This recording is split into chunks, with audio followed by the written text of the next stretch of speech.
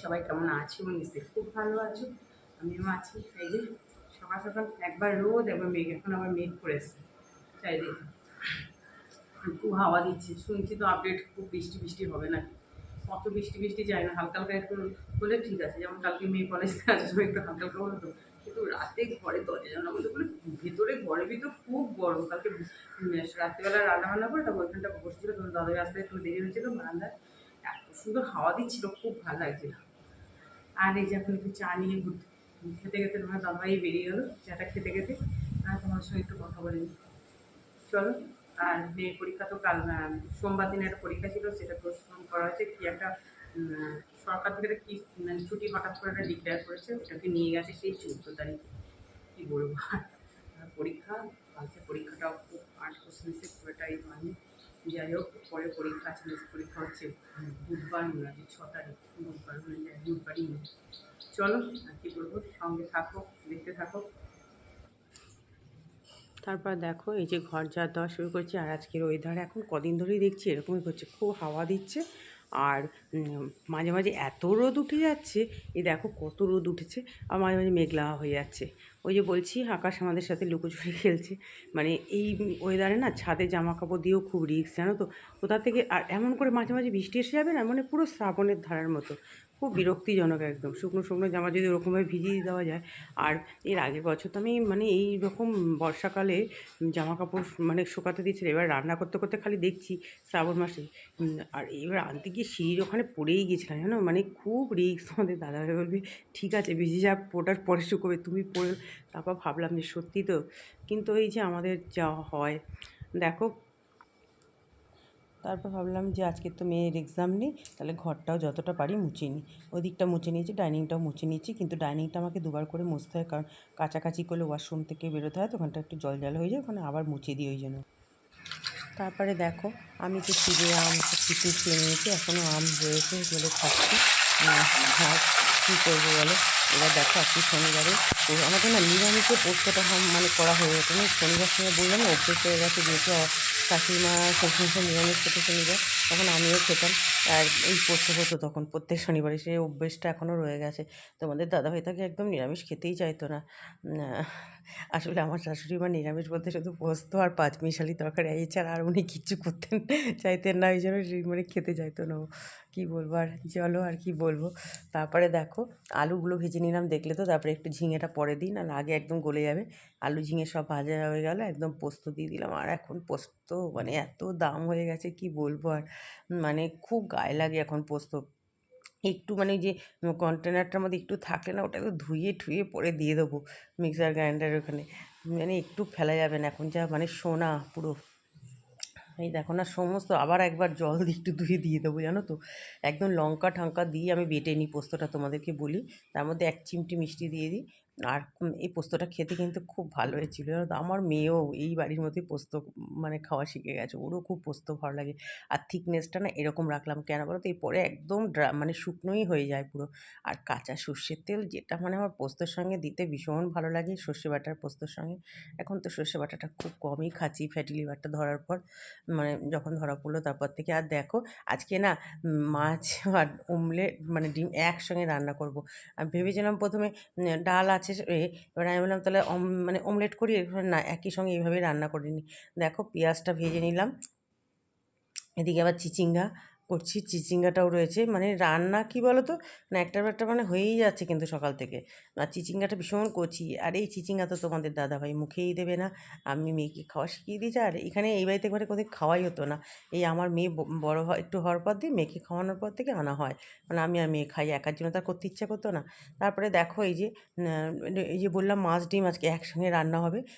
আর কিন্তু রান্নাটা রাত্রিবেলা খুব প্রশংসা পেয়েছি, জানো। তোমাদের দাদাভাই খুব ভালো লেগেছে নাকি রান্নাটা। আমি তো পেঁয়াজ টেয়াজ দিয়ে খুব একটা করতে চাই না, তোমাদের দাদাভাইয়ের জন্যই করতে চাই না। মেয়ে তো খেতে খুব ভালোবাসে। তারপরে দেখো এই একটু 2 কোয়া রসুন দিয়ে দিয়েছিলাম থেতো করে, এর মধ্যে সাদা জিরে একটু দিয়ে দিয়েছিলাম কড়াতে। আর পেঁয়াজটা একটু ভেজে ভেজে নিয়ে এই আদা বাটা, অল্প জিরে বাটা, নুন, হলুদ, একটু টমেটো কেচাপও দিয়েছিলাম, একটু টমেটো দিয়েছি। দিয়ে দেখো মাছ 3 পিস মাছ ভেজে রেখেছি। ওই মাছটা হচ্ছে রাতের জন্য খাবো। আর ডিমটা হচ্ছে দুপুরে আমি আর মেয়ে খাবো। ওই দুটো ডিম মিলে একটা অমলেট করে মাঝখান দিয়ে ভাগ করে নিয়েছি। আবার কে, আমি আর মেয়ে তো খাবার। এই অমলেটটা ভালো হয় কী বলতো, একটু বেশ মোটা হয় তো, খুব ভালো লাগে খেতে, ওই জন্য। তারপর এই যে দুদিকে দুটো কড়াই চলছে, আর এদিকে এই যে টুকটাক বাসন পড়েছে, টিফিন খাওয়ার বাসন, হ্যানা ত্যানা, তো বাসন মানে শেষ নেই, সারাদিনের যে কতবার বাসন ধুতে হয়। আর ওই যে বলি না, জানো তো হেল্পিং হ্যান্ড লাগানো না কোনো লাভ হয় না, কারণ সে তো একবার এসে মেজে রাখবে, আমি কোথায় রাখবো এইসব বাসন টাসনগুলো। এই জন্যই না মানে এরকম সুবিধা, মানে আলাদা ধরো নিচে থাকলে যে আলাদা বাসন মাজার নিচে যদি জায়গা থাকে সেটা আলাদা ব্যাপার হয়, জানো তো। কিন্তু এইখানে খুব প্রবলেম হয়েছে আমাদের, এইখানটা নিচেও যেন করা হয়নি, আছে কিন্তু ওখানে খুব নষ্ট হয়ে যায় একদম বাসন এইসব মাছলে। যাই হোক, দেখো আমি একটা একটা করে বাসনগুলো মেজে নিচ্ছি। আর বাসন মেজে এবার ধুয়ে ওখানে দেবো। বৃষ্টি ঝিরঝির পড়ছিল, জানো তো, এখন একটু কমেছে, আবার আবার একটু মেঘলা মেঘলা করে এসছে। এই দেখো চিচিঙ্গা ভাজাটা আমার একদম, চিচিঙ্গাটা তো কচি ছিল, হয়ে গেল। নারকেল দিয়েও চিচিঙ্গা ভাজা খেতে কি খুব ভালো লাগে জানো। আর নারকেলের এখন যা দাম, আমাদের বাড়িতে জানো তো নারকেল গাছ ছিল, সব কেটে দেওয়া হয়েছে। কি তখন সবাইকে নারকেল দিয়ে দেওয়া হতো, কি আর কত খাবে। 3টে গাছ ছিল, কাটাতে যা টাকা খরচা হয়েছে কি বলবো। এই দেখো একদম মাছ আর ডিমের ওমের সব দিয়ে কারিটা রেডি। তারপর দেখে এদিকে ভাতও বসিয়ে দিয়েছি, মোটামুটি রান্না আমার কমপ্লিটের দিকে। এবার দেখো অনেকটা সময় চলে গেছে, মানে গ্যাস ট্যাস মুছে স্নান টান করে কাছাকাছি করে এই যে তোমাদেরকে বলছি এখন ডিমটা খাবো, চলো খাওয়া দাওয়া করে নিই। দেখো বন্ধুরা কি মেঘ করে এসছে। এই যে এখানে জামা কাপড় কিছু তুলে রাখলাম, আমার বারান্দা তো দিয়েছি, আর এগুলো সব নিচে ফুল প্যান্ট ট্যান্টটা আছে সব দিয়ে গেছিলাম। কালকে বেশ কালকে খুব করার হচ্ছিল তো শুকিয়ে গেছে, আর আজকে এত হাওয়া দিচ্ছে দেখো, পাশে সব এক জায়গায় জড়ো করে দিয়েছে। কি উলট পালট হাওয়া দিচ্ছে আজকে, দরজাগুলো ধাবাস ধাবাস বাজি মারছে। আজকেও একটা কমলা সুন্দরী ফুটেছে, এই দেখো, কালকে আর একটা ফুটবে। এই যে এইটা কালকে ফুটবে। এই ফুলের সাইজগুলো কিন্তু অনেক বড় দেখো। আর এখানে করবী ফুল, এখানে ফুল ফুটিয়ে এত রোদ দিয়েছিল, সেটা শুকিয়ে গেছে, আমার কটা বার ফুলকো দিয়েছি। বেশ ভালো লাগছে, এত হাওয়া দিচ্ছে না, উলট পালট হাওয়া।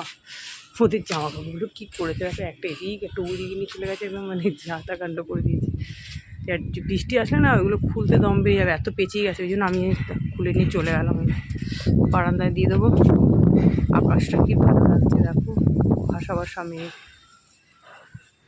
আমার গোলাপ গাছগুলো ডাল কেটে দিয়ে না ভালো করেছি জানো তো, এখন দেখো কি কচি কচি পাতা এসেছে গাছে।